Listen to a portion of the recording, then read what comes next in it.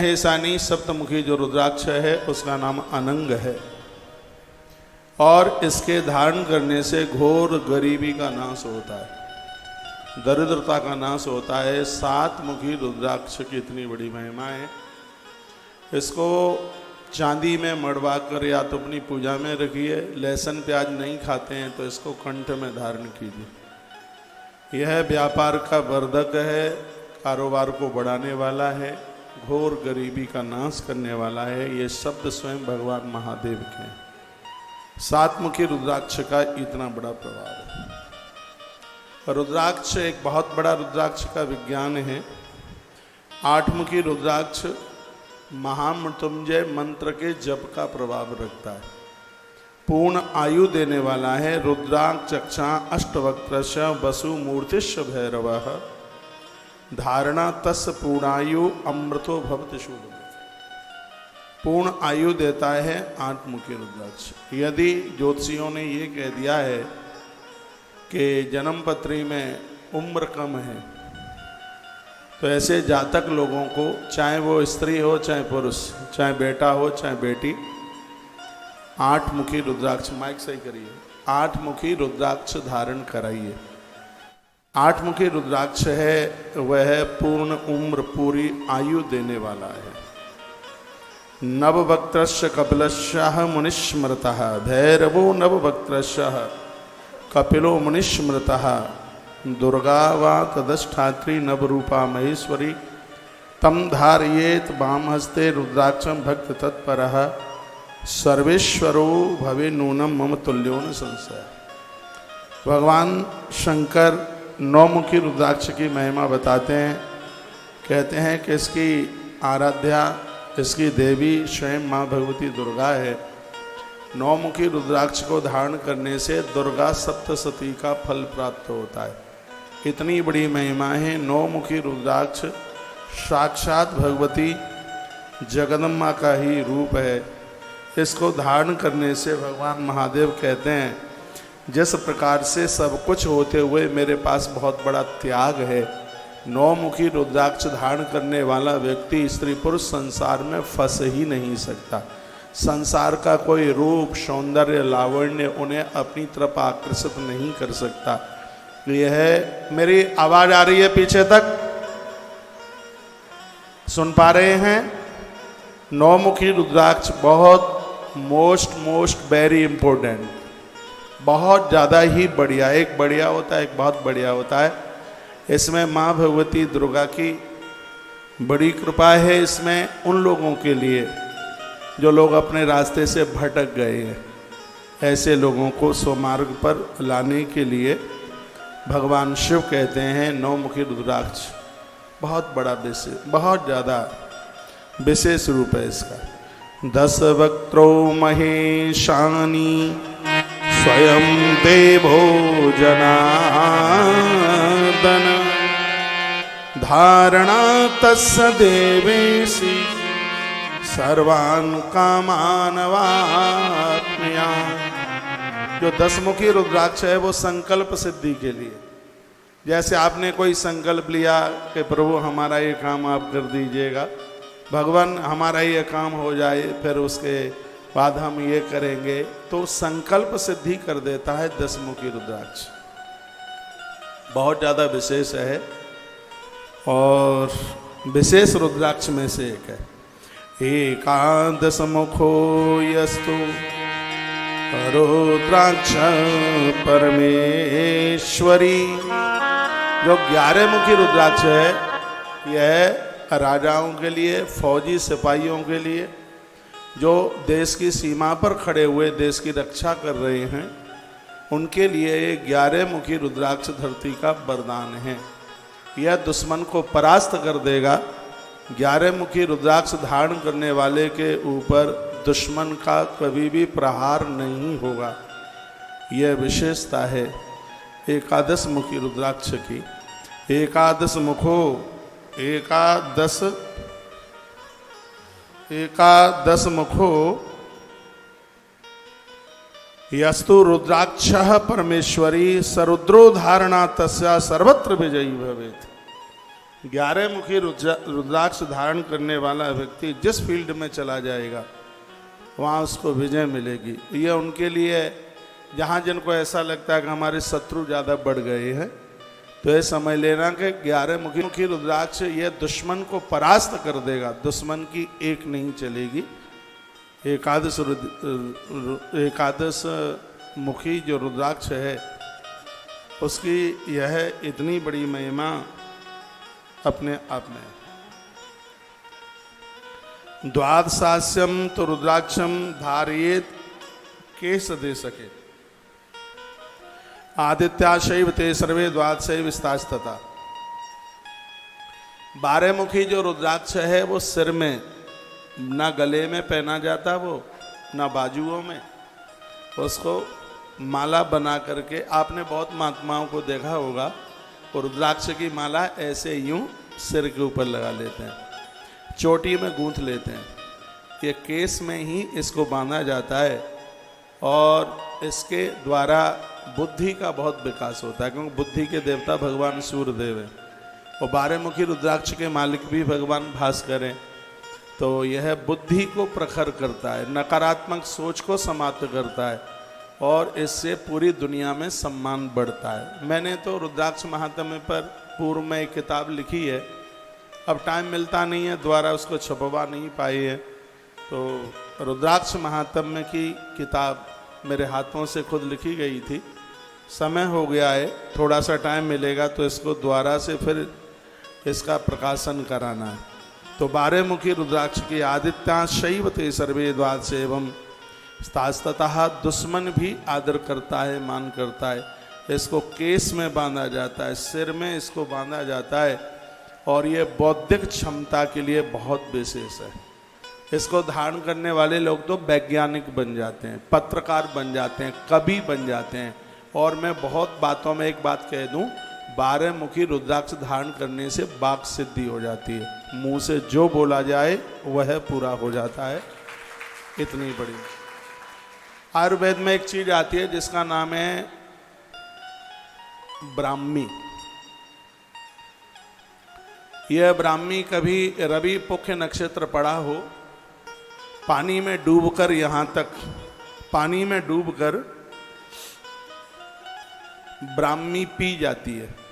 पानी में डूब गए, शरीर के ऊपर गिर गई तो दाग पड़ जाएंगे।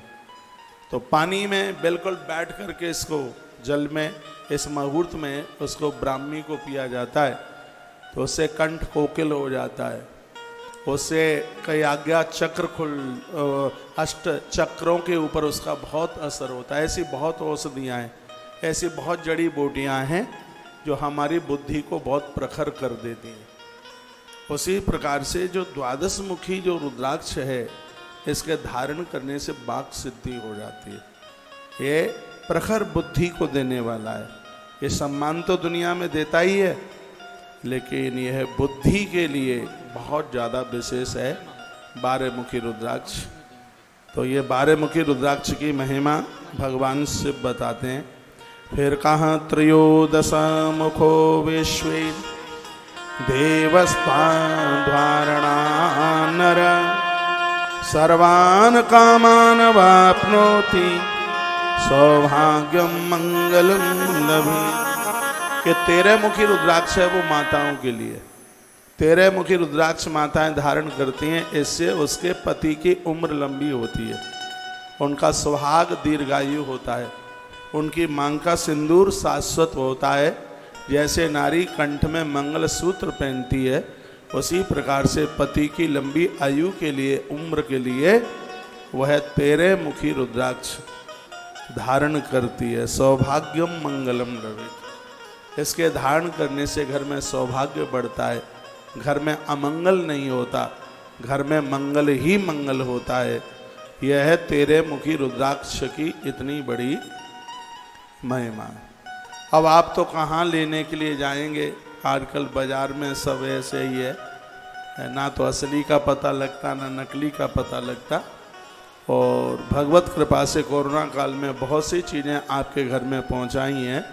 परमात्मा इतनी व्यवस्था कर दे। ये दाने रुद्राक्ष के बहुत ज़्यादा महंगे हैं, इसलिए थोड़ा संभव नहीं हो पा रहा है, लेकिन मन ने तो ये सोचा है, मैं आपको बता देता हूँ, एक 2 मुखी रुद्राक्ष, एक 8 मुखी रुद्राक्ष, 7 मुखी तो दे ही रहे हैं, एक फौजियों के लिए 11 मुखी रुद्राक्ष, और बुद्धि की विशालता के लिए 12 मुखी रुद्राक्ष, और माताओं के लिए 13 मुखी रुद्राक्ष घर घर में पहुंचा दिया जाए। ये मैंने सोच रखा है और ये बहुत जल्दी पूरा हो जाएगा। ये 13 मुखी रुद्राक्ष ये बहुत विशेष रुद्राक्ष हैं। कौन कौन से हैं? 3 मुखी है, 2 मुखी है, 5 मुखी है, 8 मुखी है, 9 मुखी दुर्गा सप्तशती का पाठ का पुण्य फल मिलता है। 11 मुखी फौजियों के लिए, राजा लोगों के लिए, विजय प्राप्त करने के लिए। 12 मुखी बाक सिद्धि हो जाएगी, बुद्धि का उसका स्तर बढ़ जाएगा। 13 मुखी मात शक्ति के लिए, उसका सुहाग दीर्घायु होगा। ये बहुत विशेष रुद्राक्षों में से रुद्राक्ष। 5 मुखी तो चातुर्मास का पुण्य देता है। तो वैसे तो देखा जाए तो एक एक रुद्राक्ष अपने आप में बड़ा प्रभावशाली है। और ये 13 मुखी की बात मैंने आपसे करी है। अब उसके बाद में 14 मुखो योई रुद्राक्ष परमा शिव धारयेन मूर्धनिम तम भक्त्या सर्व पापम प्रणश्यति। जो 14 मुखी रुद्राक्ष है वो बहुत ज़्यादा महंगा है। आज से 5-4 साल पहले 10,500 रुपये का एक दाना आ रहा था, एक दाना। और आप ये इनके चक्कर में मत पड़ जाना, पैसे चले जाएंगे और असली नहीं मिलेगा। आजकल व्यापार बहुत ज़्यादा बढ़ा है, पैसा चले जाएंगे, मिल नहीं पावेगा, बड़ा मुश्किल है। ये तांत्रिक लोग इसको ज़्यादा प्रयोग में लेते हैं 14 मुखी रुद्राक्ष को, क्योंकि इसको कंठ में धारण करने से मंत्र सिद्धि हो जाती है। जो साधना करते हैं, जो सिद्धियां करते हैं, और विशेष रूप से जो तांत्रिक सिद्धि करते हैं, ये 14 मुखी रुद्राक्ष, इस रुद्राक्ष का इतना बड़ा प्रभाव है। इस रुद्राक्ष को धारण करके तुम 6 रात्रि तक सोने की जरूरत नहीं पड़ेगी। 6 रात्रि तक, जब तक वो अनुष्ठान, न दिन में नींद न रात्रि में नींद, ये इसका प्रभाव है। और जब कोई तांत्रिक व्यक्ति या और भी कोई सिद्धि करता है तो सिद्धि खत्म हो जाती है जब अनुष्ठान के बीच में नींद आ जाए। अनुष्ठान के बीच में तो बाथरूम करने के लिए भी नहीं जाया जाता, मलमूत्र सबको रोकना पड़ता है। और यह प्रभाव इस 14 मुखी रुद्राक्ष का है। इसको साक्षात महादेव का रूप माना गया है। मैं अकेले शिव महापुराण में गया, मैंने तो भगवत कृपा से बहुत किताबें पढ़ी हैं, और ये भी किताबें पढ़ी हैं जिसमें रुद्राक्ष की बहुत बड़ी, यहाँ तो और संक्षेप में है, रुद्राक्ष के लिए तो और भी बहुत बड़ी बहुत किताबें हैं जिनमें महापुरुषों ने अपना अपना वक्तव्य उसमें प्रकट किया है। ज़्यादातर ऐसे जो सिद्ध लोग हैं, जो उनकी साधना बहुत ऊंची है, बहुत गहराई में है, और वो मंत्र सिद्धि के लिए, वो साधना में सिद्धि आ जाए उसके लिए वो 14 मुखी रुद्राक्ष धारण करते हैं। एक बात और मैं आपको बोलूँगा जो यहाँ लिखा हुआ है, वो ये है कि ये रुद्राक्ष अपने हिसाब से धारण न करें। जिनको इसकी जानकारी है उनका सानिध्य प्राप्त करें। क्या लिखा है? बिना मंत्रेण यो धत्ते रुद्राक्षम भुवि मानव स याति नरकम घोरम यावदी इंद्र चतुर्दशः। इसमें वर्णन किया है 14 मनवंतर तक, जब तक इंद्र गद्दी के राजा बनेंगे तब तक उस व्यक्ति को घोर नरक की यातना का भुगतान करना पड़ता है जो बिना मंत्र के अपने मन मुताबिक रुद्राक्ष धारण करता है। चीनें बाजार में मिल जाती हैं, लेकिन बाजार में से ला करके और बिना विधि के और ऐसे ही उसको धारण कर लें तो ये बड़ा विपरीत हो जाएगा। आज मेरे पास एक मैसेज था कहीं से, और कहा कि ये चीते का दांत मिल रहा है, गुरुजी आप कहें तो ये हम खरीद लें। वहाँ कहीं हिमालय कोई भैया दर्शन करने के लिए गए होंगे, तो मैंने उसमें एक मैसेज लिखा कि ये चीज़ें कभी कभी बहुत ज़्यादा अपोजिट हो जाती हैं यदि जानकारी ना हो तो। इसलिए इन सब चीज़ों के चक्कर में न पड़ें, या तो इन चीज़ों की जानकारी हो। यदि इनकी जानकारी नहीं है तो ये बहुत जल्दी ही विपरीत हो जाती हैं। अब देखो इस श्लोक में लिखा है, मैं कहूँगा आपको तुलसी रुद्राक्ष जो धारण करना है अपने गुरुजनों से, मैं खोल भाई, अपने गुरुजनों के सानिध्य में पहुंचकर उन्हें पूछ करके समझ करके तब धारण। आज चौराहे चौराहे पर दुनिया भर के बाबा उन्हें प्रणाम कर दो सगरे रुद्राक्ष ही दे रहे हैं। बिल्कुल हाँ, जिसको भी मिलोगे वो रुद्राक्ष है। और ज़बरदस्ती से ऐसे रुद्राक्ष कोई आपको दे भी देता है तो यह नहीं है कि गले को घटमल्ला बना लें, जो है बस वही पहन लें, नहीं, बिल्कुल भी नहीं है। इसके मंत्र हैं धारण करने के लिए। अब इसमें वर्णन किया गया है, एक एक मंत्र का वर्णन किया गया है। इस रुद्राक्ष को धारण करने के लिए ये प्रभाव है। रुद्राक्ष मालिनम दृष्टा भूत प्रेत पिशाचक। यदि ठीक से रुद्राक्ष में लिया है उसके पास भूत प्रेत कभी जीवन में आ नहीं सकता। उसके ऊपर बाहरी जो अलाय वलाय है वो अटैक नहीं कर सकती। यह रुद्राक्ष का प्रभाव है। डाकनी साकनी चैवा ये चाण्य द्रोह कारका। और इसमें बड़ी सुंदर सी बात कही है, कृतम चैव यद किंचित अभिचारादिकम यत। जो रुद्राक्ष धारण किए हुए हैं आजकल ये लोग चौकी बौकी रख देते हैं, मूठ भेज देते हैं लोगों को मारने के लिए। तंत्र में ये सब होता है, नींबू काट देंगे, मिर्च फोड़ देंगे और पता नहीं क्या क्या ऊट पटांग करते हैं। भगवान महादेव कहते हैं, हे पार्वती, जिसके कंठ में मंत्र से अभिमंत्रित, क्या सुंदर बात कही है, जिसके कंठ में मंत्र से अभिमंत्रित यदि रुद्राक्ष है तो उसके ऊपर ये अविचार अपना प्रभाव नहीं दिखाएगी, अपना प्रभाव नहीं दिखाएगा। इसलिए गुरुजनों से जो रुद्राक्ष मिलता है वो पूजा हुआ होता है, वो मंत्रों से अभिमंत्रित होता है। और सबसे आनंद की बात यह है कि ये सूतक पातक में भी उतारा नहीं जाता। यदि गुरुजनों से भी लिया जाता है, मरे में गिरे में सूतक पातक में, यहाँ तक कि नारी के ऋतुकाल धर्म में भी इसको उतारने की जरूरत नहीं होती जब रुद्राक्ष गुरुजनों से लिया जाता है तब।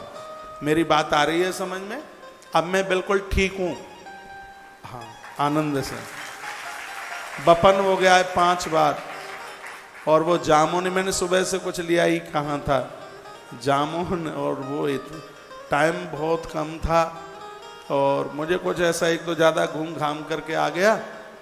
और वहाँ दूध गर्म था जहाँ मैं गया था, वहाँ मैंने एक छोटी सी गिलसिया ही दूध पी। अब दूध पर रहता हूँ तो अब दूध भी पूरा ना मिले तो फिर यहाँ की 4 घंटे की मेहनत कैसे हो। तो वहाँ दूध पी नहीं पाया, गर्म ज़्यादा था। और दूध को पीने में तो मैं बड़ा पहलवान हूँ, एक बार में 2.5 लीटर दूध पी लेता हूँ। हाँ, 2.5 लीटर तो जग उठा करके, और दूध ही तो पीता हूँ। तो वहाँ अब इतने बड़े शरीर में अब एक गिलसिया से होगा क्या, 150 ग्राम होगा।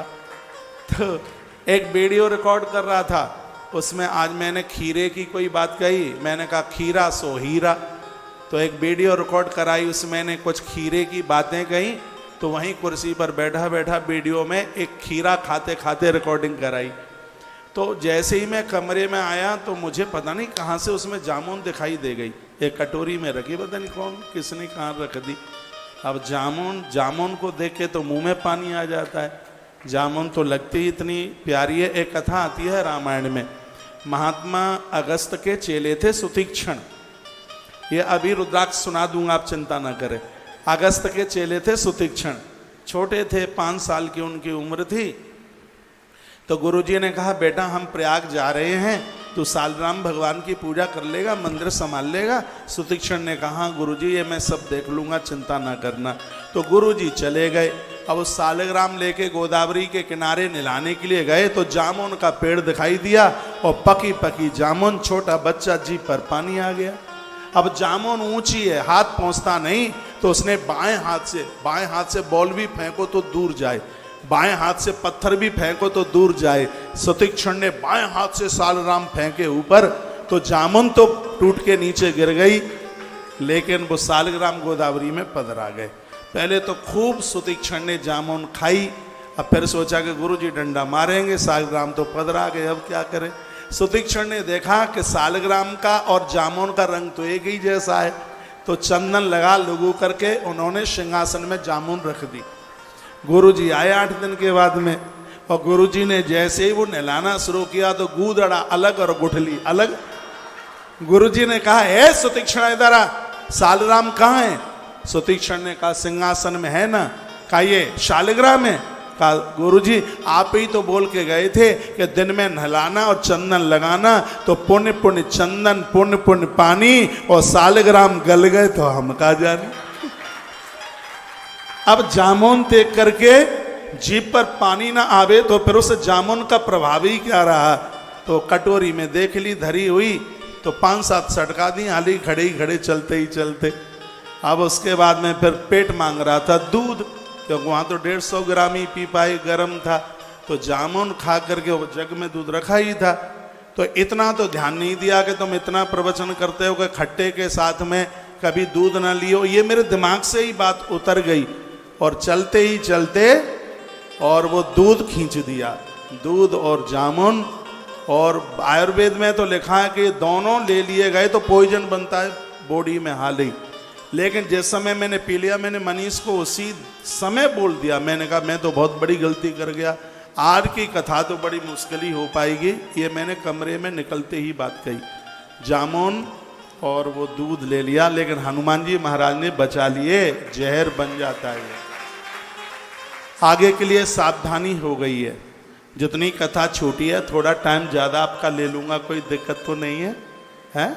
अब ठीक हूँ। अब वो बपन से 5 बार उल्टी हो गई है, वो बाहर निकल गया है, अब बॉडी ठीक है, अब सही है। मेरा वो ब्लड प्रेशर नापा गया तो वो तो सही निकला है, नीचे 90 है, ऊपर कितना है भाई? ऊपर 139 से ज़्यादा ही है फिर तो। हाँ 130 39 जो वो सही है, ठीक है, कोई ऐसी दिक्कत नहीं है। तो एक बार जयकारा लगा दो। अब मैं आपका धन्यवाद करूंगा कि इतनी देर में भी आप सब जम के बैठे रहे, बहुत अच्छे श्रोता है।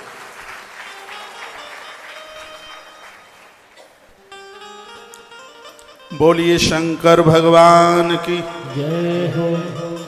तो रुद्राक्ष की महिमा आप सुन रहे। रुद्राक्ष मालिनम दृष्टा भूत प्रेत पिशाच जगह। रुद्राक्ष को देख करके भूत प्रेत उनके पास कभी आ नहीं सकते।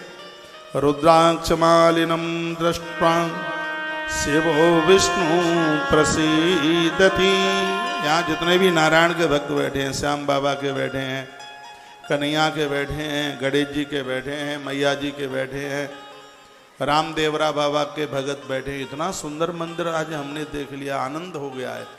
आप कभी जाना दर्शन करने के लिए रामदेवरा बाबा। और भी सगरे देवताएं, अयप्पा भगवान का मंदिर, या तो कहीं मैं विदेश में गया था वहाँ देखा था, और या आज यहाँ पर देखा, बहुत आनंद हो गया है।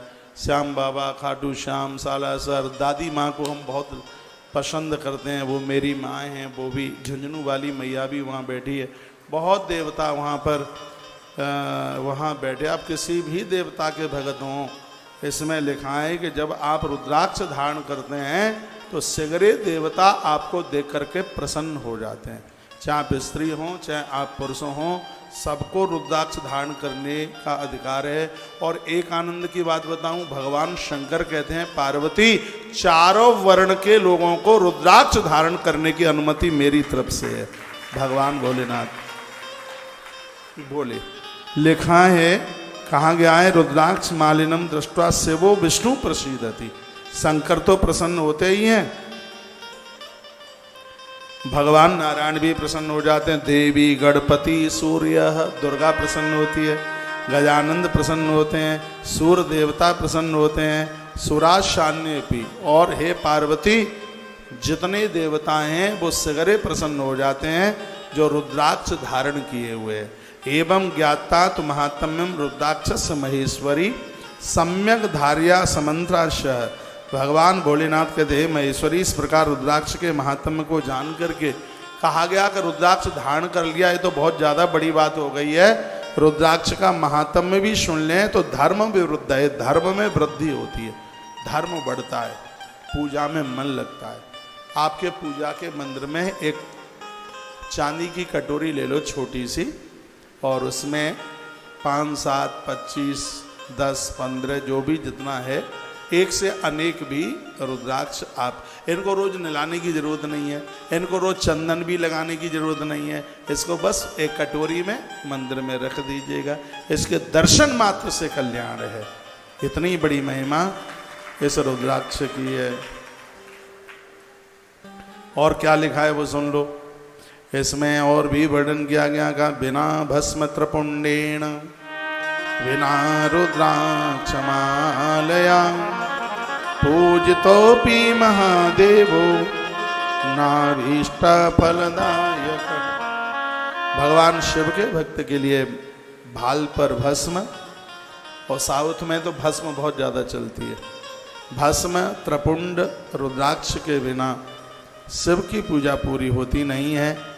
इसलिए कंठ में रुद्राक्ष धारण करके फिर भगवान शिव की पूजा कीजिए, देवताओं की पूजा कीजिए, भगवान प्रसन्न होते हैं। रुद्राक्ष भस्म नोर्भक्ता सर्मान कामान अपने याद। जो रुद्राक्ष धारण करते हैं, भस्म धारण करते हैं, उनकी सभी मनोकामना पूरी हो जाती हैं। यह सर्व सुखम, देखो रुद्राक्ष तुम पहनोगे, सुख तुम्हारी संतान को मिलेगा। रुद्राक्ष धारण तुम करोगे, व्यापार आपके बच्चों का बढ़ेगा। यह सर्व सुखम भुक्ता पुत्र पौत्रादि संयोतम, उनके घर में पुत्र और प्रपौत्रों की कमी नहीं आ सकती। जिनके घर में रुद्राक्ष की महिमा को समझा जाता है, रुद्राक्ष के महात्म्य को समझा जाता है, तो यह इतना बड़ा यह रुद्राक्ष का यह महात्म्य है। अब एक प्रश्न उठता है, क्या लहसुन प्याज खाने वाले भी रुद्राक्ष पहन सकते हैं क्या? नहीं, इसमें बिल्कुल मना किया गया है, उनके लिए मना कर दिया गया। कहा यह तो आपको परहेज करना ही चाहिएगा, नॉन वेज वाले भी इसको नहीं पहन सकते, इसके लिए शाकाहारी बनना पड़ेगा। धूम्रपान करने वाले लोग शंख नहीं बजा सकते, बीड़ी सिगरेट पीने वाले लोग शंख नहीं बजा सकते, मदरा का पान करने वाले लोग हैं वो बिल्कुल भी शंख नहीं बजा सकते, ऐसा ब्रह्म पुराण के अंतर्गत लिखा हुआ है। तो इन चीज़ों को धारण करने के लिए व्यक्ति को बहुत पवित्रता चाहिए, बहुत उसको पवित्रता चाहिए। और जब इन नियमों का पालन कर लिया गया है तो ये शीघ्र ही अपना प्रभाव दिखा देते हैं, शीघ्र ही प्रभाव, देर नहीं लगती। जब जामुन और दूध दोनों मिलकर मिनटों में अपना प्रभाव दिखा सकते हैं, तो शंकर की आंख से निकलने वाला रुद्राक्ष अपना प्रभाव क्यों नहीं दिखाएगा? बताएं, है क्यों नहीं दिखाएगा? वो तत्काल अपना प्रभाव। असुज्ञम हृदयम वर्णन किया गया है कि रुद्राक्ष आप पहनते हैं वो हृदय को छूना चाहिए। जो रुद्राक्ष हृदय को छूता है उन लोगों को हृदय संबंधी रोग नहीं होते, उनका हार्ट मजबूत होता है बहुत ज़्यादा। मैं रुद्राक्ष पहनता हूँ। एक बार की बात है लुधियाना की, उस समय मेरी उम्र 39-39 साल होती थी, अभी भी कोई बहुत ज़्यादा नहीं है। हाँ, आपके बड़े बेटे की जितनी उम्र है उतनी है।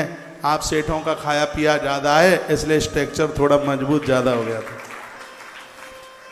तो डॉक्टर साहब मुझे ऐसे ही दयानंद मेडिकल कॉलेज है उसमें लुधियाना में, उन्होंने कहा महाराज जी आप चलिए, जहाँ से हमने पढ़ाई पढ़ी है एक बार हम अपना वो मेडिकल कॉलेज आपको दिखा करके लाते हैं।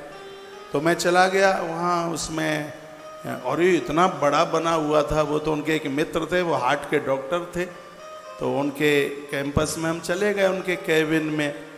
उन्होंने कहा महाराज जी थोड़ा मैं आपका हार्ट चेक कर लूँ। तो उन्होंने वो मशीनों में लिटा लुटू करके पता नहीं घंटों घंटों क्या होता रहा, हमें तो पता नहीं, कभी तो कराया नहीं है ऐसा। जब उन्होंने वो रिपोर्ट जब आई वो देखी, उन्होंने कहा थोड़ा आप अपना जीवन जीने का ढंग हमें बता पाएंगे? हमने कहा हुआ क्या ये बताओ। तो बोलते हैं कि 39 साल में तुम्हारा हार्ट 19 वर्ष जैसा है, 18-19 वर्ष जैसा है। फिर बातें चलती रही, मैं उनको बताता रहा। 3 से 4:30 बजे तक जगते हैं, कुछ ऐसा तो कुछ खाते नहीं हैं, चाय तक का परहेज है, और बहुत शरीर का बॉडी का ध्यान दिया जाता है। उन्होंने कहा ये तो और भी लोग कर लेते हैं, और भी कुछ होगा। तब मैंने अपना रुद्राक्ष निकाल करके दिखाया। मैंने कहा ये मेरा रुद्राक्ष 24 घंटे मेरे हृदय को छू करके रखता है। तो ये रुद्राक्ष हार्ट के लिए, हृदय के लिए एक वरदान है, बिना केमिकल का। सुनिए, बिना केमिकल, आजकल केमिकल लगा हुआ रुद्राक्ष ज़्यादा आता है। हम यहाँ से जो आपको 3 मुखी और 5 मुखी रुद्राक्ष दे रहे हैं वो विदाउट केमिकल, बिना केमिकल का है। ये ऐसा रुद्राक्ष पानी में रात को भिगा करके डाल दो और सुबह उसका पानी पियो। लोगों की बाईपास सर्जरियां रुक गई हैं। इतना बड़ा आयुर्वेद में प्रभाव इस रुद्राक्ष का, इससे कलेजा मजबूत होता है। रुद्राक्ष की बहुत बड़ी महिमा है अपने आप में, तो इसके प्रति पूरी श्रद्धा रखिएगा। जो आप एक आध दाना पहने हैं, गुरुजनों से लिया है, 24 घंटे पहन के रखिए। और आप रुद्राक्ष के 108 मनके की माला पहनते हैं, उसको रात्रि को उतारने की ज़रूरत है। मैं भी उतार के ही सोता हूँ। बाथरूम मलमूत्र के लिए जाते हैं तो उस समय उसको उतारने की ज़रूरत है। मैं दीक्षा में अपने भक्तों को एक बड़ा अद्भुत रुद्राक्ष देता हूँ और मैं उन्हें बोलता हूँ कि इस रुद्राक्ष को बिल्कुल भी उतारने की ज़रूरत नहीं है। ये तो समझ लो कि ये तो तुम्हारा लाइसेंस है। जब भी कभी तुम मुझे आके मिलोगे और मुझे कहोगे महाराज जी मैं आपका चेला हूँ, तो सबसे पहले यह कहूँगा यदि मेरे चेले हो तो पहले रुद्राक्ष दिखाओ जो मैंने दिया है। ये बोलता है। मेरा कोई कितना भी खासम खास हो, ये रुद्राक्ष जो मैं दीक्षा में देता हूँ वो सिर्फ दीक्षा वालों के लिए उपलब्ध होता है। मैं अपने गुरुदेव का रुद्राक्ष धारण किए हूँ। आज इस देश में हमारे लाखों परिवार ऐसे हैं जो रुद्राक्ष और तुलसी धारण करते हैं। हम वैष्णव लोगों की यही पहचान है। हमारे कंठ में रुद्राक्ष तुलसी यह होना ही चाहिए। ये कल्याण के ये दिव्य साधन है। ये एक बार जयकारा लगाइए, बोल भक्त वत्सल भगवान की, श्री हनुमंत बलवंत महाराज की जय जय श्री राम जय श्री राम श्री राम।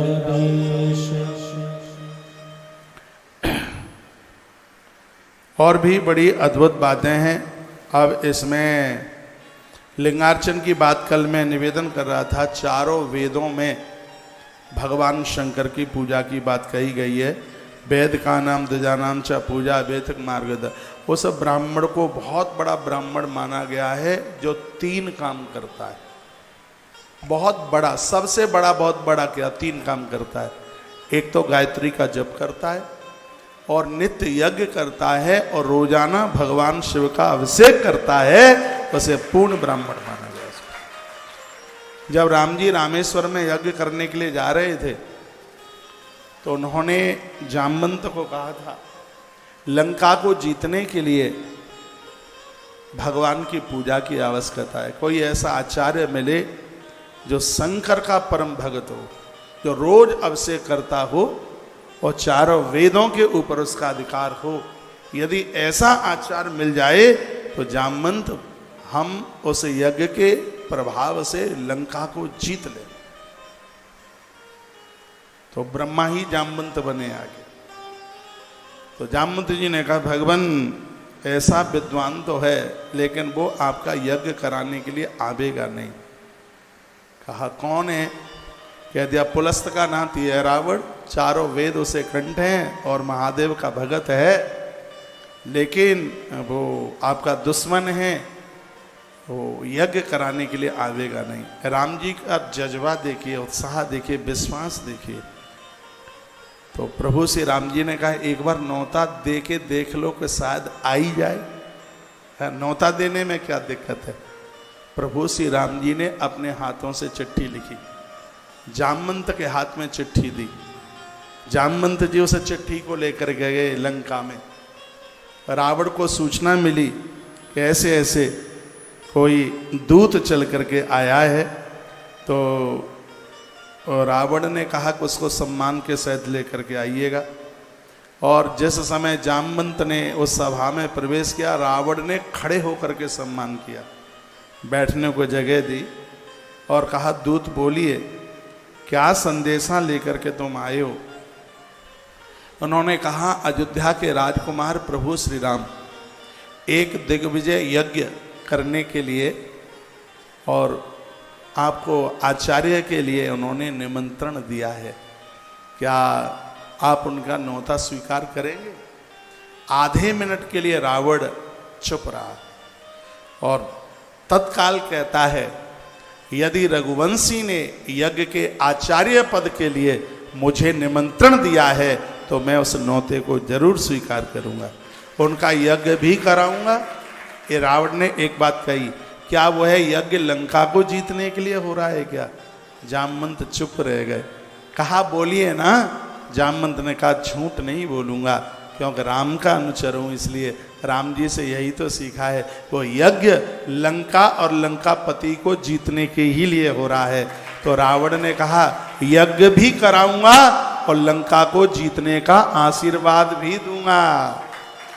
बात बड़ी कमाल की बात। न्योता स्वीकार कर ले। जामवंत जी तो नाचने लगे। जामवंत जी ने कहा उसके लिए हमें क्या क्या तैयारी करनी है, सामान की सूची दे दीजिएगा। तो रावण ने एक फिर बड़ी अच्छी सुनहरी सुंदर बात कही। रावण ने कहा कि यदि यजमान सामान इकट्ठा करने में असमर्थ है तो ये भी जिम्मेदारी आचार्य की ही बनती है कि पूजा की सभी सामग्री आचार्य ही तैयार करे। हमारा तो यजमान बनवासी है, उसके पास तो सामान कहाँ से आवेगा, इसलिए मैं सामान खुद ही लेकर के यज्ञ का आऊँगा। तो फिर जामवंत जी ने कहा तो फिर हमारे भगवान को क्या करना है? कहा वो नहा धो करके तैयार हो जाएं, सुबह 5:15 बजे का मुहूर्त है, क्योंकि भोर में पूजा पाठ का प्रभाव ज़्यादा होता है। सुबह में मुहूर्त है, तैयार हो जाए। तो जामवंत चले गए, राम जी को सूचना दी, बड़ी वहाँ प्रसन्नता हुई। इधर रावण जानकी माता के पास गया। रावण ने स्वयं अपने मुंह से सूचना दी, कहा देवी ऐसे ऐसे तुम्हारे पति एक दिग्विजय यज्ञ करने के लिए जा रहे हैं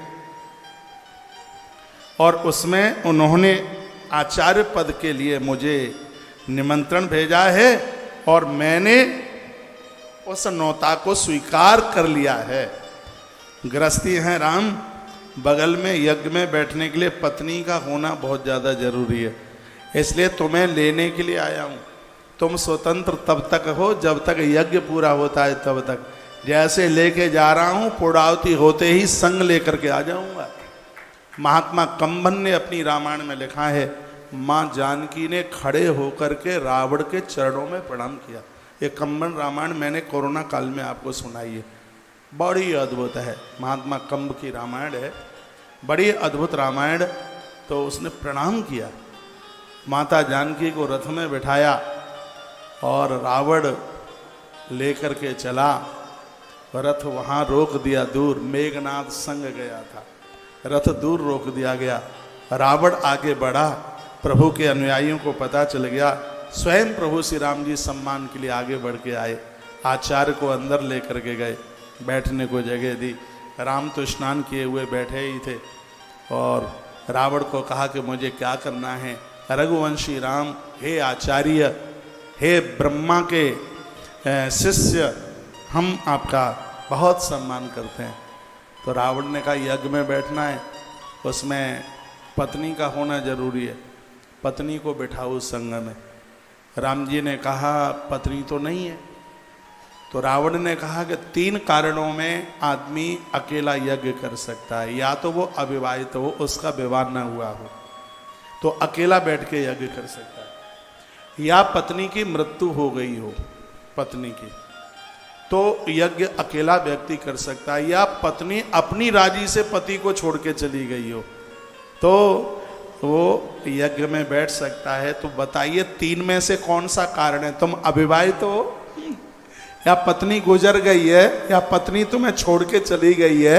राम जी ने कहा 3 में से एक भी नहीं, चौथा कारण तुम हो जो मेरी गृहिणी का हरण करके लेके गए। रावण ने एक बात कही थी। रावण ने कहा कौन नहीं जानता कि आप क्या हैं, मुझे दोष मत लगाइएगा, तुम्हारी जानकी कभी तुमसे अलग नहीं हो सकती। और सुनिए, यदि आप मुझे कह रहे हैं, एक बात तो यह है कि तुम क्या लीला कर रहे हैं, ये रावण के शब्द थे। रावण तो बहुत बड़ा पंडित था। एक बाह्य वातावरण में रावण ने कहा मैं तुम्हारी गृहिणी को लेकर के आया हूँ, किसी को भेजिए, रथ में बैठी हुई है जानकी।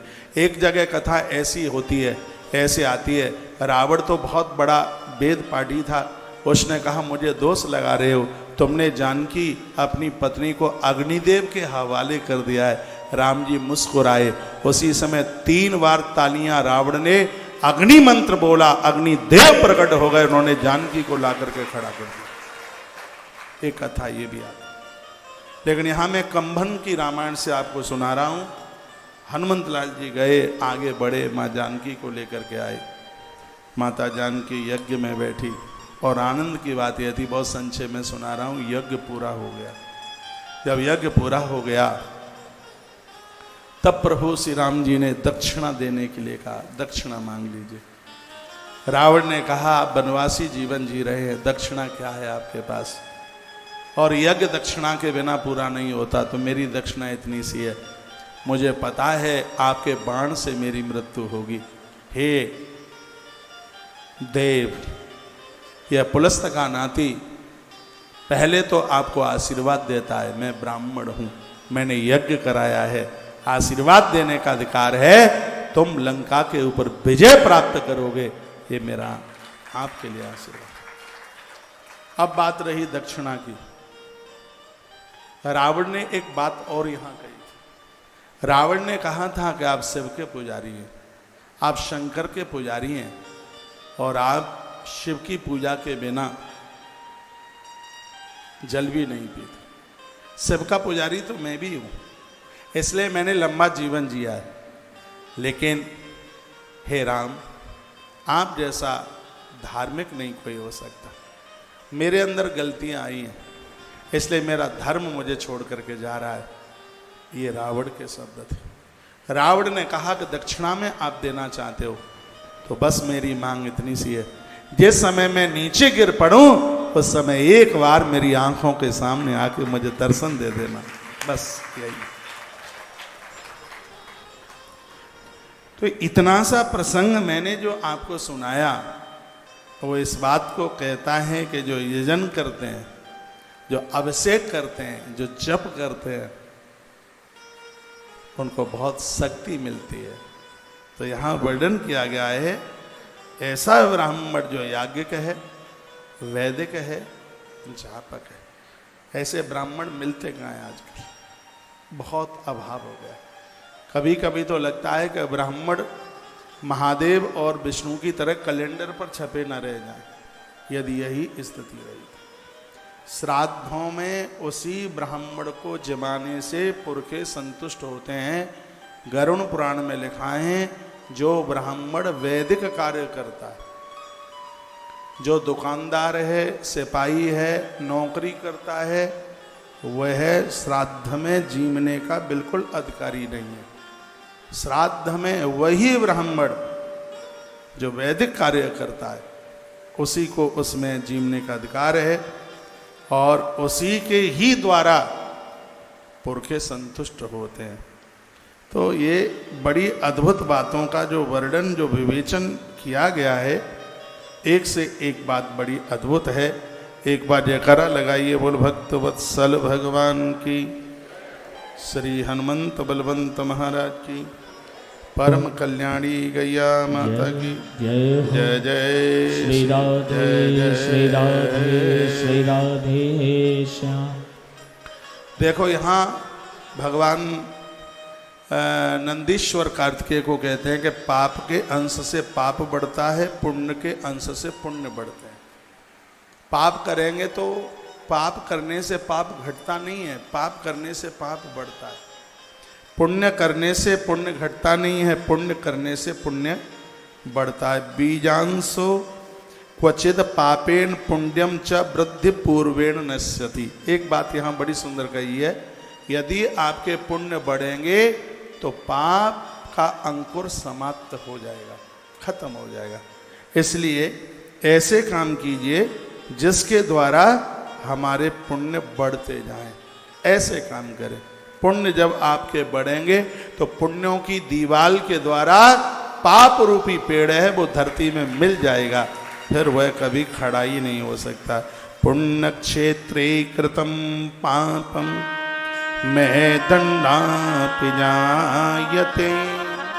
पुण्य क्षेत्र में किया गया पाप है वो वज्र की तरह हो जाता है, पुण्य क्षेत्रों में किया गया जो पुण्य है वो अक्षय हो जाता है। इसलिए जब भी कभी आप तीर्थों में जाते हैं तो ज़्यादा से ज़्यादा भजन, पूजा पाठ, दान वगैरह ये कीजिएगा। उसके बाद एक अध्याय में सदाचार का वर्णन किया गया, वो भी सुन लें, और ये लिखने के लायक बात है। सुबह भोर से जगते हैं और सो जाते हैं तब तक की बात कही गई है। सर्वो यईश प्राची मुख चिंतये देव पूर्वकान धर्मान नाश तत्फलनाशायन च व्यमेव च आयु द्वेष मरणम पापम भाग्यम तथैव च। इन श्लोकों का अर्थ है कि प्रातः जब आप जागते हैं तो पूर्व में मुख करके ही जागिए। प्रातः जब आप जागें तो सबसे पहले पूर्व दिशा की तरफ मुँह कीजिए। पूर्व की तरफ मुख करके जो जागते हैं उनकी आयु बढ़ती है, उम्र बढ़ती है। पूर्व की तरफ अग्नि कोण की तरफ मुख करके आप जागते हैं तो परिवार में द्वेष हो जाता है, झगड़े हो जाते हैं। दक्षिण दिशा में मुख करके सोते हो तो व्यक्ति की मौत भी हो जाए तो आश्चर्य मत मानिएगा।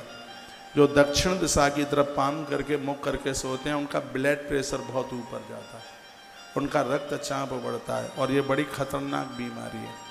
कहीं एक आध दिन के लिए जाते हैं वो बात अलग है। नियम से आपके बेडरूम में पाम दक्षिण की तरफ नहीं होने चाहिए, ऐसा सिंह महापुराण के सदाचार वर्णन में विद्येश्वरी संहिता में वर्णन किया गया है।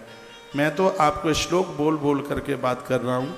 लिखा है मरणम दक्षिण दिशा, दक्षिण दिशा की तरफ यदि मुख करके पाम करके सोते हैं तो यदि मृत्यु भी हो जाए आयुर्द्वेष मरणम पापम भाग्यम तथैव च व्याधिम पुष्टि तथा शक्तिम प्रातः उत्थान दिग्फलम। ये आठों दिशा की तरफ जगने का भाव बताया है। एक बार फिर रिपीट कर रहा हूँ, पूर्व की दिशा की तरफ मुंह करके सोओगे तो आयु बढ़ेगी। अग्नि कोण में मुख करके सोओगे। मैं निवेदन करूँगा त्रिकोण का प्लॉट आपको फ्री में भी मिलता है तो भी मत लेना, उस पर मकान मत बनाना। मत्स्य पुराण कहता है त्रिकोण उसे कहते हैं जिस प्लॉट की चौथी भुजा दिखती ही नहीं है। व्यापार के लिए सिंहमुखी प्लॉट बहुत बढ़िया है और आपके आवास के लिए गौमुखी प्लॉट बहुत ज़्यादा बढ़िया है। जिनका प्लॉट गौमुखी है वो घर में नहीं रह रहे, ग्रंथ में लिखा है वो इंद्र के सदन में रह रहे हैं, वो अमरावती में रह रहे हैं। उसकी इतनी बड़ी उसकी विशेषता है। व्यापार के लिए सिंहमुखी और आवास के लिए गौमुखी। जो त्रिकोण वाले जो प्लॉट हैं ये तो मरणासन है, आदमी को मार के रख ले। ये प्लॉट बिल्कुल भी, ये तो कोई दान में दे तो भी ना ले। ये तीन भुजाओं का जो प्लॉट है त्रिकोणीय, मैंने तो 84 एपिसोड डाले हैं। कोरोना काल में रात्रि को प्रोग्राम 9 बजे से 11 बजे तक होता था धर्म यात्रा में शुरू में। यदि आप 2020 से सुन रहे हैं तो आपको ज़रूर पता होगा। तो ये मैं शिव पुराण की कुछ बातें आपको मैं बीच में रख रहा हूँ। जो पूर्व दिशा की तरफ मुँह करके सोते हैं उनकी आयु बढ़ती है। अग्नि कोण की तरफ जो मुख करके सोते हैं उनके परिवार में झगड़े हो जाते हैं। जो दक्षिण दिशा की तरफ मुँह करके सोते हैं उनकी उम्र कम हो जाती है, मृत्यु हो जाती है। और जो दक्षिण और पश्चिम की दिशा में मुख करके सोते हैं उनसे कोई न कोई पापकृत कर्म होता है। या तो किसी स्त्री के संग भाग जाएंगे या स्त्री को ही भगा के ले आएंगे, कुकर्मी हो जाएंगे, ऊट पटांग करेंगे काम। वो ऐसा कुछ पाप कर देंगे कि समाज में मुंह दिखाने के लायक नहीं रहेंगे। भूल करके भी दक्षिण और पश्चिम के कोने में मुख करके ना सोएं, ऐसा सिंह महापुराण बोल रही है। इसमें ऐसा वर्णन है, पश्चिम दिशा में मुख करके सोते हो तो भाग्य की उन्नति होती है। जिन बच्चों को नौकरी नहीं मिल रही है, कारोबार नहीं मिल रहा है, व्यापार नहीं मिल रहा है और बार बार एक आध नंबर से रह जाते हैं, आज से ही वो अपने बिस्तरे का मुंह चेंज कर दें। आपको मेहनत करने में आपका मन लगेगा। जितने भी विद्यार्थी वर्ग के बच्चे मुझे सुन पा रहे हैं, जो काम धाम ढूंढने के लिए जा रहे हैं, सोते समय उनके पाम पश्चिम में और उनका मस्तिष्क पूर्व में होना चाहिए। प्रातः जब जागते हैं तो उनका मुख पश्चिम दिशा की तरफ हो और उस समय जागें। शिव पुराण में लिखा है कि इससे उत्तम भाग्य की जागृति होती है। तालियां कुछ ज्यादा मरी मराई नहीं बजी हैं।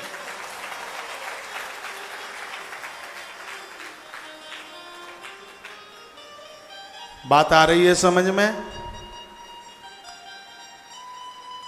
उत्तर और पश्चिम का कोना, उसको कहते हैं वायव्य दिशा, वायव्य कोण। इधर की तरफ मुंह करके सोने वाले लोगों के पेट में उधर रोग बन जाते हैं, बीमारियां फैल जाती हैं, लोग रुग्ण हो जाते हैं। कभी कभी आप देखेंगे जांच में कोई भी नहीं आती बीमारी, लेकिन आदमी बिल्कुल बीमार ही पड़ा रहता है, स्त्री पुरुष। सिगरा पैसा डॉक्टर्स लोगों के पास चला जाता है। तो कभी ये दिशाओं का बड़ा प्रभाव पड़ता है।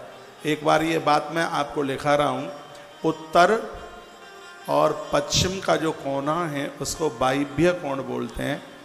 इस दिशा में मुख करके कभी भी मत सोना, इससे रोग फैल जाते हैं, बीमारियां फैलती है इससे। जो उत्तर दिशा की तरफ मुंह करके सोते हैं, इससे शरीर बलवान होता है, हड्डियां मजबूत होती हैं, शरीर पुष्ट होता है। दक्षिण की तरफ मस्तिष्क हो और पाम हो उत्तर की तरफ। पूरी दुनिया में व्यक्ति कहीं भी, चाहे हैदराबाद में हो चाहे कलकत्ता में हो, एक बहुत आनंद की बात मैं आपको बता रहा हूं, पूरी दुनिया में व्यक्ति कहीं भी खड़ा हो, लेकिन जब उत्तर की तरफ देखेगा तो गंगा जी उसके सामने ही होगी। पूरे देश में गंगा जी उत्तर में ही होती है। चाहे आप साउथ में रहें, चाहे आप ईस्ट में रहें, वेस्ट में रहें, नॉर्थ में रहें, कहीं भी आप रहें, लेकिन जब आप उत्तर की दिशा की तरफ मुंह करके खड़े होंगे तो गंगा जी उत्तर में ही होगी। तो जो उत्तर की तरफ मुंह करके सोते हैं, जिनकी टांगें उत्तर की तरफ होती हैं, भजन में उत्तर की दिशा, भोजन में भी उत्तर की दिशा, पूजा में भी उत्तर की दिशा, हर कार्य में उत्तर की दिशा को बड़ा अच्छा माना गया है, बड़ा बढ़िया माना गया है। विद्यार्थियों के लिए पढ़ने के लिए भी उत्तर की दिशा को बड़ा अच्छा माना गया है। तो यहाँ भी वर्णन किया गया कि उत्तर की दिशा की तरफ यदि मुख करके सोओगे तो इससे आपको पुष्टि यानी तंदुरुस्ती, उत्साह, कार्य करने में प्रसन्नता। एक सीधी सी बात मैं कह दूं मैं आपको कि व्यक्ति को कोमा में कभी जाने की जरूरत नहीं पड़ेगी, माथे में कोई उसको टेंशन नहीं होगा, ये समझ लीजिएगा। वो चिंताओं से मुक्त हो जाएगा, तनाव मुक्त, और एक देसी भाषा बोल दूं, वो तनाव मुक्त हो जाएगा। उत्तर दिशा का इतना बड़ा प्रभाव है। ईशान दिशा की तरफ मुख करके सोने से शक्ति बढ़ती है, ताकत बढ़ती है। ईशान, ईशान कहते हैं उत्तर और पूर्व का कोना। यह दिशा मंदिर बनाने के लिए बहुत अच्छी है। कभी आप मंदिर बनाते हैं, मंदिर अच्छी जगह पर बनाइए। और जब आप मकान बनाते हैं तो मंदिर की ईंट सबसे पहले रखें आप। जिसके घर में मंदिर, तो उसका मकान कभी रुकता थोड़े ही है। मंदिर ऐसी जगह ना बनाए जहाँ जूते और चप्पल उतारे जाते हैं। मंदिर वहाँ बनाया जाए, आपके घर में जब कोई प्रवेश करे तो उसकी निगाहें मंदिर के ऊपर पड़ जाए। जहाँ मंदिर बनाते हैं वहाँ खिड़की जरूर हो, सूर्य भगवान की किरणें अंदर तक आनी चाहिए। मैं एक दो बात कह के आगे चल रहा हूँ।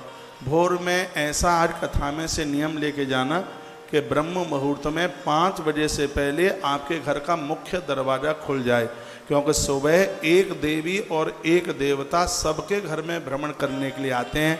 देवता में है भगवान विष्णु और देवी में है माता सरस्वती। माता सरस्वती आएगी तो आपके घर में विचारों की कमी नहीं रहेगी, और भगवान विष्णु आएंगे तो आपके घर में संपदा की कमी नहीं रहेगी। संपत्ति और सन्मति, ये दोनों चीज़ें देने के लिए माँ भगवती सरस्वती और भगवान विष्णु, इन दोनों का सुबह का भ्रमण करने का समय है तो आपके कपाट खुल जाए। मकान इस प्रकार से बनाया जाए जिसमें सूर्य भगवान की किरणें आवे।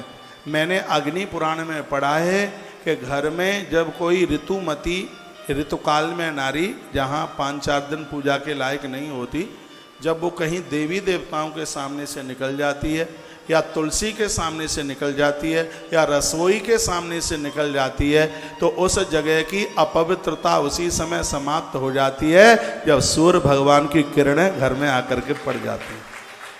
सूर्य भगवान की किरणों का इतना बड़ा प्रभाव है। आजकल तो फ्लैट वाला मामला है, आप फ्लैट भी खरीदते हैं तो उसमें भी ये देखिए कि सूर्य की रोशनी आनी चाहिए। तुलसी तपोवन मठ श्रीधाम वृंदावन में 1000 कमरे का एक बहुत बड़ा आश्रम बनाया जा रहा है।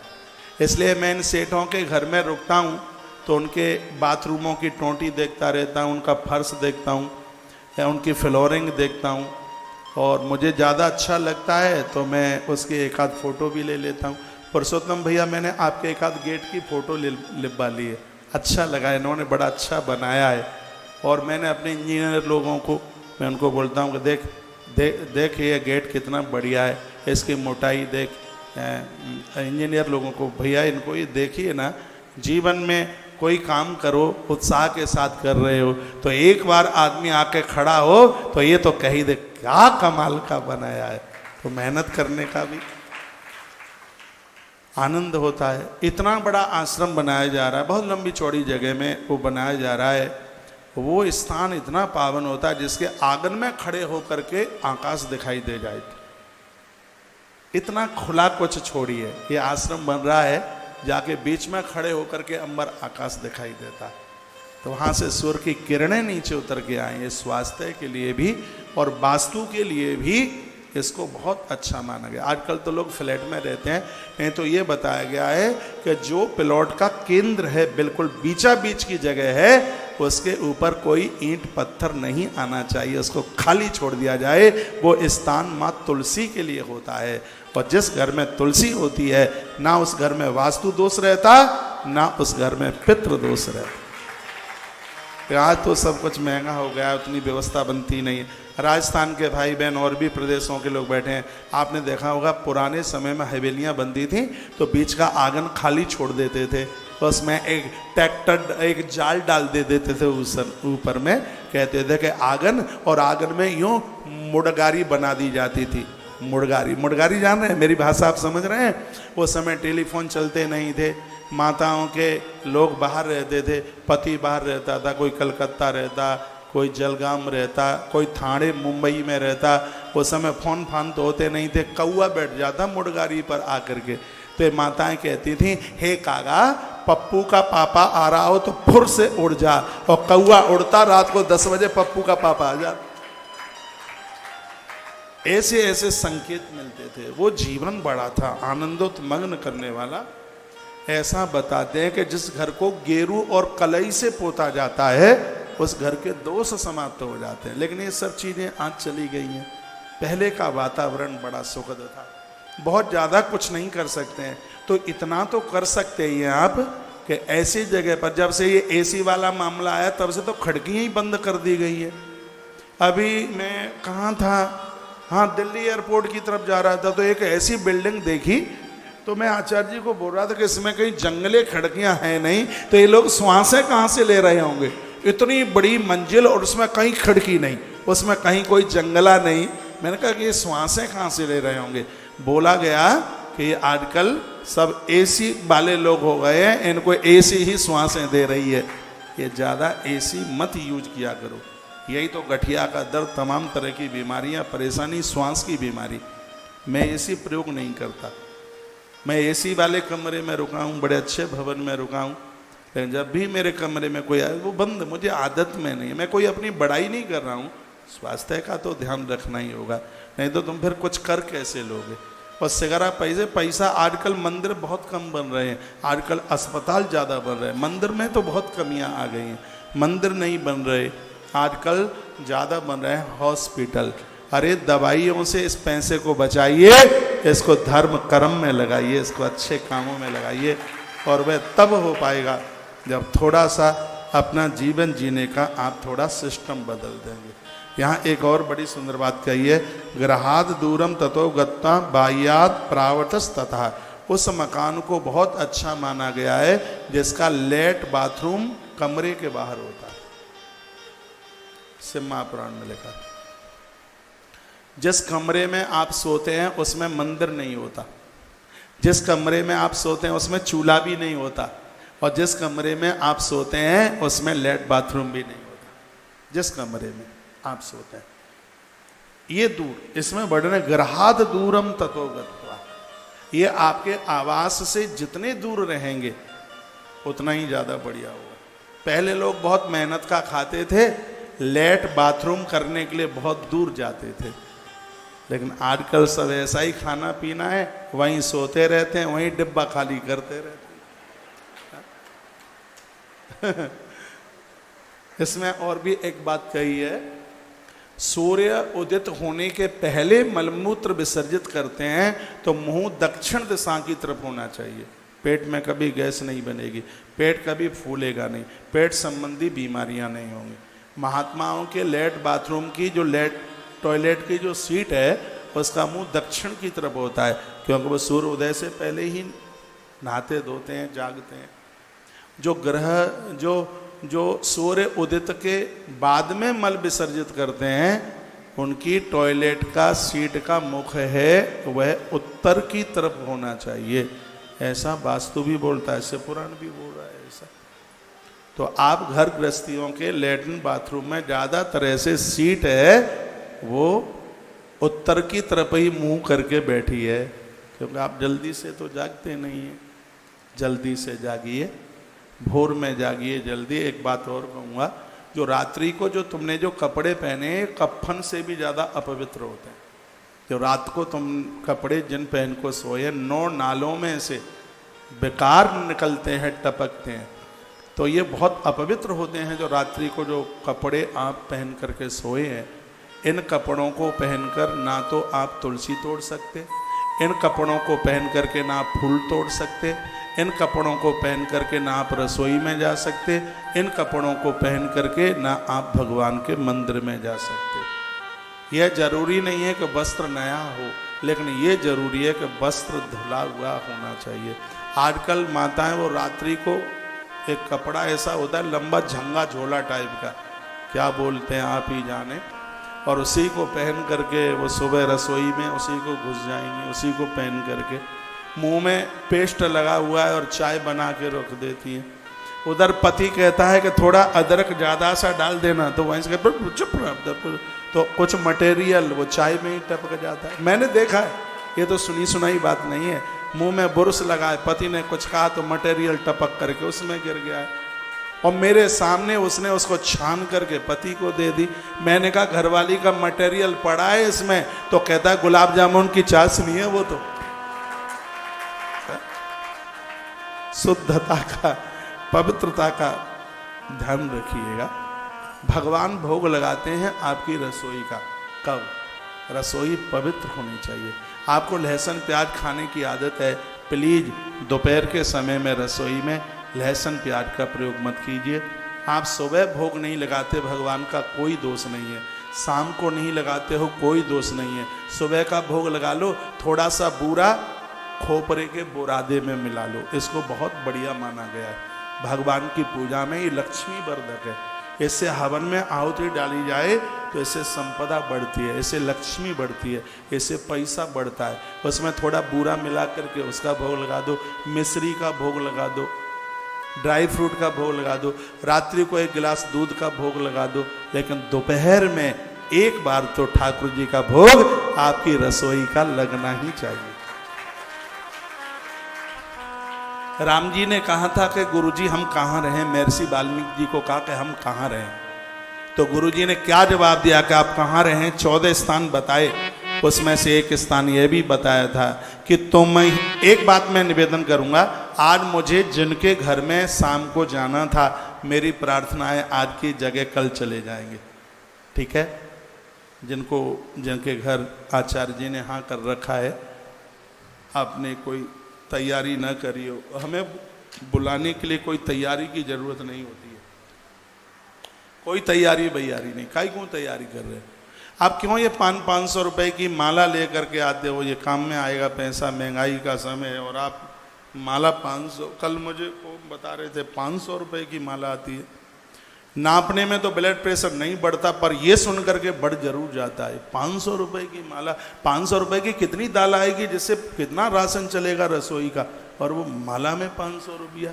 नहीं, बिल्कुल भी नहीं।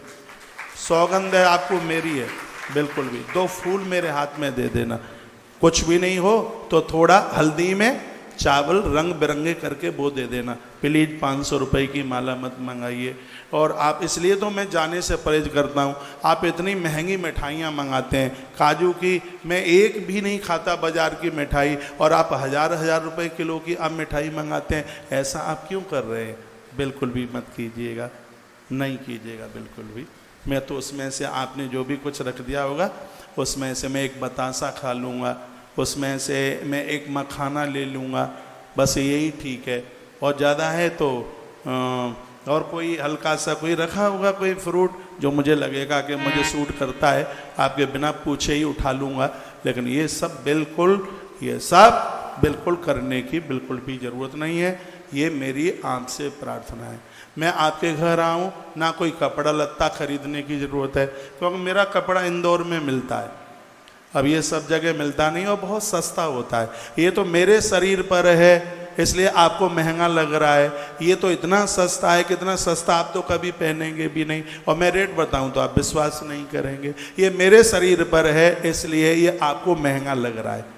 और आप लेके आएंगे, वो कहीं पड़ा रहेगा। कोई चीज़ यूज में भी तो होनी चाहिए, प्रयोग में भी तो होनी चाहिए। मैं आपको निवेदन करूंगा, मेरी प्रार्थना है, आप मेरे ऊपर बिल्कुल भी 1 रुपया भी खर्च ना करें। जो आप यहाँ खर्च करते हो उसको दान पुण्य में अच्छी जगह पर खर्च कर लो। ना हमें आप सोना दो। क्यों दे रहे हैं हमें आप सोना? सोना दो अपनी बेटी को, सोना दो अपने दामाद को।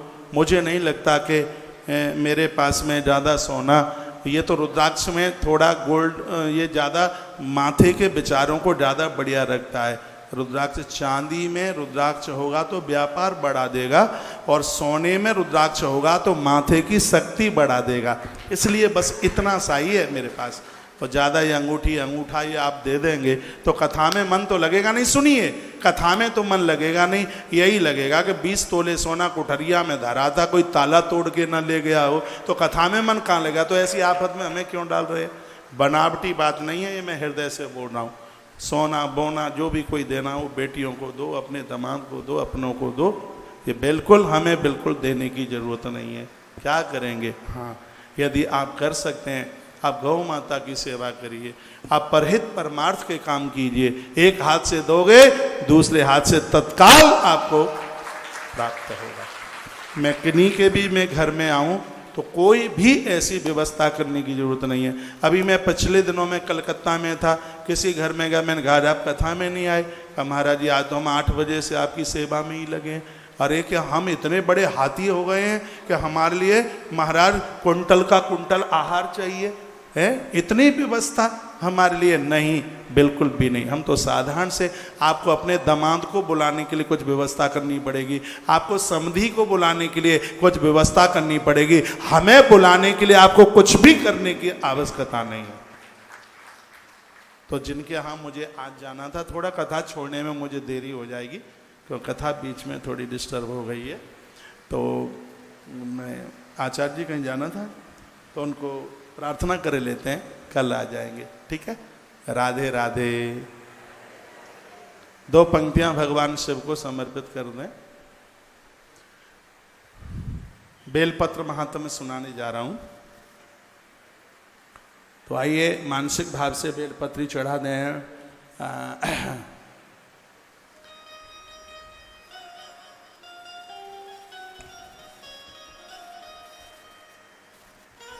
वो झारखंड वाले महादेव पर सुना था, कौन सा था वो बेलवन? शर्मा जी सुनाते थे, ध्यान है? हाँ यही ठीक है। चलो तालियां आप ही बजाएंगे। ये बताओ मुझे कथा सुनाऊं आपको और ताली बजाने के लिए बुलाऊं सिकंदराबाद से, ये संभव नहीं है बिल्कुल भी। हाँ